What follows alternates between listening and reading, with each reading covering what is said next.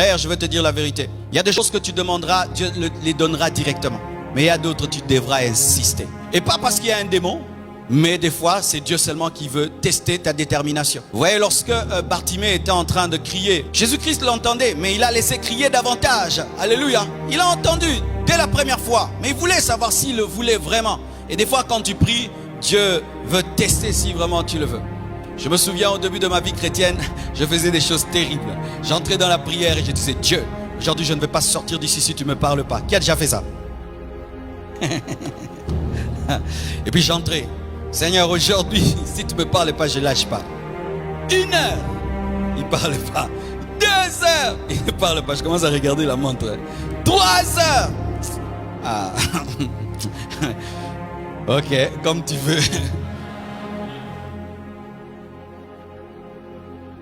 Mais quand j'ai lu l'histoire d'Heidi Nabala, je me suis vraiment repenti.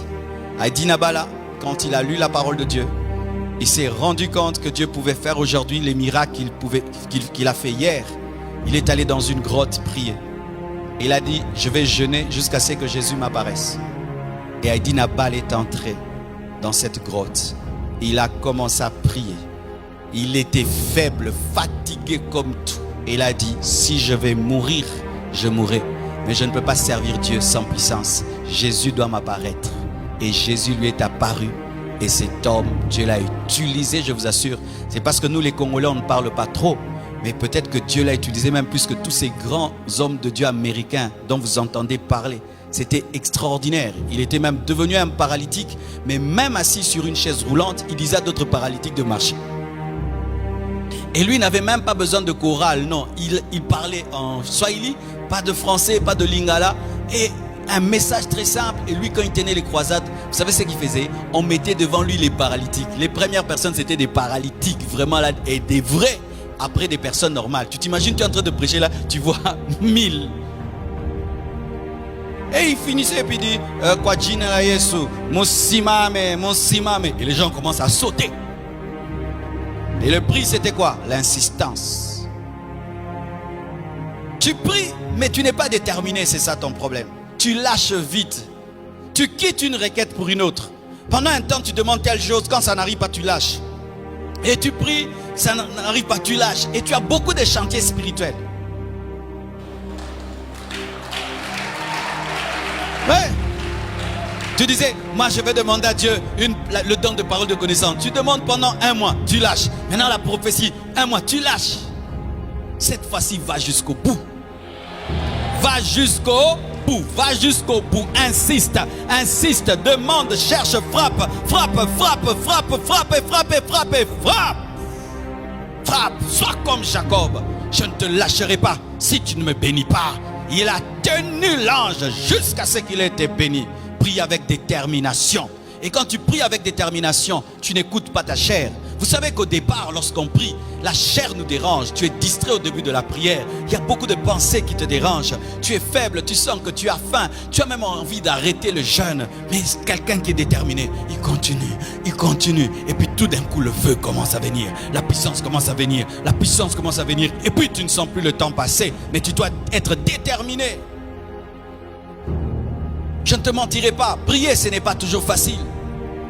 Ce n'est pas toujours facile de prier. C'est toujours une guerre. Même si tu as 50 ans de vie de prière, tous les jours tu dois te battre. Tu dois te battre. Mais certains vous lâchez facilement. Tu pries bien lundi, mardi tu ne pries pas. Tu as une requête, tu la lâches. Tu as 2 requêtes, tu lâches. Mais frère, va jusqu'au bout. Jusqu'à avoir un témoignage. Jusqu'à avoir un témoignage. Alléluia. Jusqu'à avoir un témoignage. Par année, il y a une requête que j'ai de janvier jusqu'en décembre. Le nombre de fidèles que j'ai demandé à Dieu. Cette année, j'avais demandé 8000 fidèles. L'Esprit de Dieu m'avait dirigé à ça. Et j'ai demandé. Et j'ai demandé. Et le diable, il est venu me perturber. Il m'a dit, quand on a confiné les églises, il m'a dit, hé Marcelo, ça ne va pas arriver. Les églises sont fermées. Ça ne va pas marcher. Ça ne va pas marcher. Parce que chaque année, ce que je demande arrive. Toujours. Et puis il m'a dit, cette fois-ci, ça ne marche pas. Et Dieu m'a dit, prêche de tout ton cœur dans le confinement. Donne-toi à prêcher comme si l'église était pleine. Et on a prêché de tout notre cœur et les gens étaient touchés sur Internet, ils ont été touchés sur Métanoïa. Et quand on a ouvert l'église, il y a eu, je crois, 1500 personnes qui se sont ajoutées de par les médias. Mais on n'avait toujours pas atteint les 8000. On était dans 7000, 7300, 7000. Mais moi, j'avais demandé 8000. Et à la veillée, jusqu'en décembre, ce n'était pas encore arrivé. Le diable me disait, c'est pas arrivé, c'est pas arrivé. Et on devait faire la veillée. Et je m'étais dit, c'est sûr que Dieu va le faire le 31 décembre. Et le 31 décembre, qu'est-ce qui s'est passé? Pas de veillée de prière, embouteillage. Et maintenant, le diable me dit, laisse tomber, cette année, ça n'a pas marché. Et j'ai dit à Dieu, je le crois, je le crois. Et le 31 décembre, mes frères, lorsque on compte les gens avec les embouteillages, on était à 7000 et quelques. Et le diable m'a dit, tu vois, c'est pas arrivé. Et mais moi, dans mon cœur, j'ai dit non, c'est arrivé. Mais à cause des embouteillages, ces personnes ne sont pas venues. Il faut savoir discuter avec les diables, hein. J'ai dit non, ils étaient en route, mais ils ont été bloqués. Mais Dieu m'a donné. Et il m'a dit non. Et je suis allé faire les vacances 2 semaines. Et pendant 2 semaines, premier culte du dimanche, 8300 personnes. Et puis 8000. Et puis 8000. Aujourd'hui en semaine, nous atteignons même 4000 personnes en semaine. Dieu est fidèle, mais il faut insister, il faut insister, il faut insister, il faut insister, il faut insister. Des fois même la réalité peut te décevoir, mais tu mets la réalité de côté. Tu continues à confesser, tu continues à confesser. Même si tu sens, tu refuses de confesser ce que tu sens. Tu continues à dire, tu continues. Éternel, réponds-moi, Éternel, réponds-moi, Éternel, réponds-moi. Je ne répète pas parce que je doute, mais je répète parce que j'insiste. Je ne répète pas parce que je doute, mais je répète parce que j'insiste. Je ne répète pas parce que je doute, mais je répète parce que j'insiste, Seigneur. Alléluia.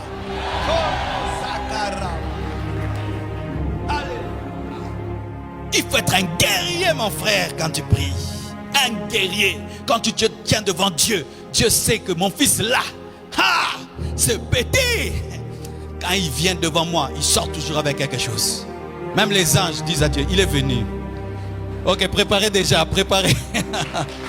Quand il est venu encore, il est venu, mais il était là hier la nuit.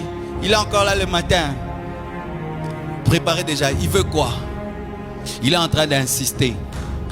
Il a dit en 2021, il a refusé la vie de 2020. Regardez s'il le veut vraiment. Et Dieu peut lire dans ton cœur si tu le veux vraiment. Frère, priez avec ferveur. Tu viens à l'église, on devait te mettre quelque part et on te met sur une chaise que tu n'as pas aimée. Frère, quand tu sais pourquoi tu es venu, tu t'en fous de la chaise.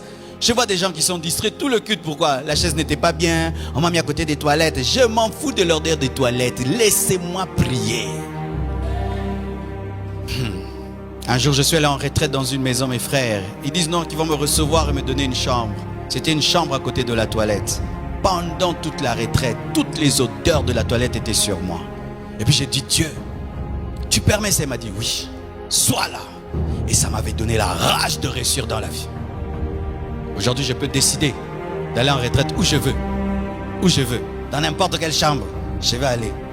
Mais où j'ai eu la colère à côté de la toilette. Béni soit Dieu pour les choses qui t'énervent. Ce sont les fouets qui permettent au cheval d'aller plus vite.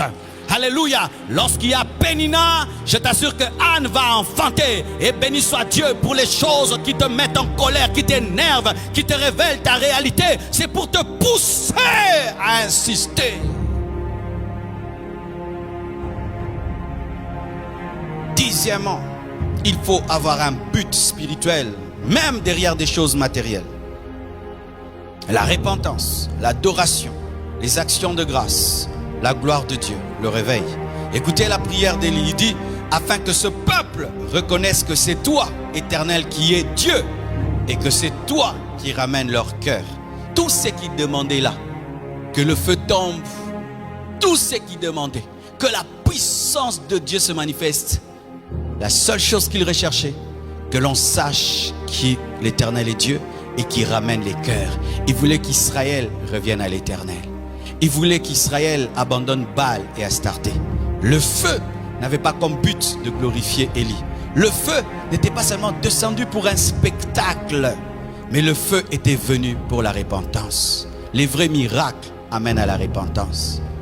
Dieu ne peut pas faire marcher un paralytique pour le faire marcher. Quand un paralytique marche, c'est pour amener l'incrédule à croire. Quand Dieu te bénit, c'est pour amener l'incrédule à dire Dieu bénit. Amen. Je t'assure, si tu es bien habillé, tu as une belle voiture, mais ce n'est pas pour la gloire de Dieu, ça ne sert à rien. Alléluia. Si tu réussis dans tes études, mais ça ne glorifie pas Dieu, ça ne sert à rien. Nous savons de la valeur et de l'utilité dans le royaume de Dieu lorsque ce que Dieu nous donne amène les hommes à croire en Dieu. Devenez des panneaux publicitaires de Jésus.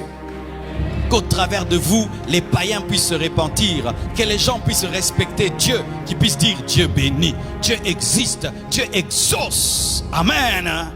Que l'on sache que tu es Dieu et que c'est toi qui ramènes leur cœur, pas moi, mais toi. Ensuite, vous voulez dire Seigneur, j'aimerais qu'au travers de ce miracle, tu ramènes Israël à toi. En soi, c'est un miracle pour la repentance. Ne cherchez pas la puissance pour la puissance. Recherchez la puissance pour des raisons spirituelles. Amen. Et la Bible dit ceci. L'exaucement vint. Et le feu de l'Éternel tomba. Et il consuma l'holocauste, le bois, les pierres et la terre. Il absorba l'eau qui était dans le fossé. Quand tout le peuple vit cela, comme Élie l'avait demandé, ils tombèrent sur leur visage et dirent, c'est l'Éternel qui est Dieu, c'est l'Éternel qui est Dieu, il a été exaucé. Oh, alléluia. Étudions un peu cet exaucement. Il a demandé que le feu tombe et le feu est tombé. Et il a demandé que ce soit un miracle qui glorifie Dieu. Et Israël a adoré Dieu. Ils sont tombés sur leur visage. Et il a voulu que ce soit un miracle qui amène à la repentance. Et ils ont dit, c'est l'Éternel qui est Dieu. C'est l'Éternel qui est Dieu. En plus, il a coupé les têtes des prophètes de Baal. Je me suis toujours posé cette question. Comment il a pu couper leurs têtes? Lui qui était un vieillard. Ils étaient paralysés. Comment on peut couper la tête d'un? Tu ne fuis pas. Ils sont en 850, ils attendent. Dieu va te donner un miracle paralysant. Un miracle paralysant. Paralysant. C'est-à-dire Dieu agit dans ta vie, les gens font...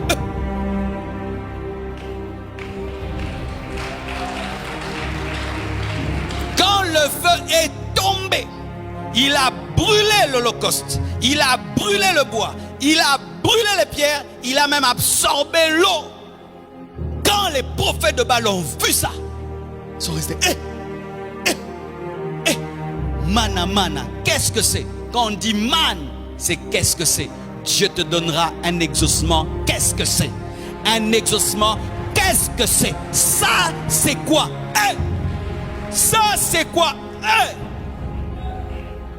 Je crois que Dieu donne encore aujourd'hui. Je crois que Dieu donne encore aujourd'hui. Et que le feu de Dieu tombe sur ta vie. Qu'il consume le bois, qu'il consume l'offrande, qu'il consume les pierres, qu'il absorbe l'eau. Et que les gens soient tétanisés par ce que Dieu va faire dans ta vie. Et qu'ils puissent dire, mana, mana. Qu'est-ce que c'est? Mana, mana. Qu'est-ce que c'est? Nous n'avons jamais vu une telle chose. Mana, mana. Qu'est-ce que c'est? Et qu'au travers de ce que Dieu fera dans ta vie, que ta famille se répande, que ton quartier se répande, que tes amis se répandent, que les gens viennent à lui et puissent l'adorer, qu'au travers de ton exaucement, qu'il y ait des louanges, des actions de grâce, de l'adoration. Je prie, Seigneur, que tu fasses de moi un motivateur d'adoration, un propulseur d'adoration. Vous êtes sur Jésus sur ta vie. Vous êtes sur Jésus sur ta vie.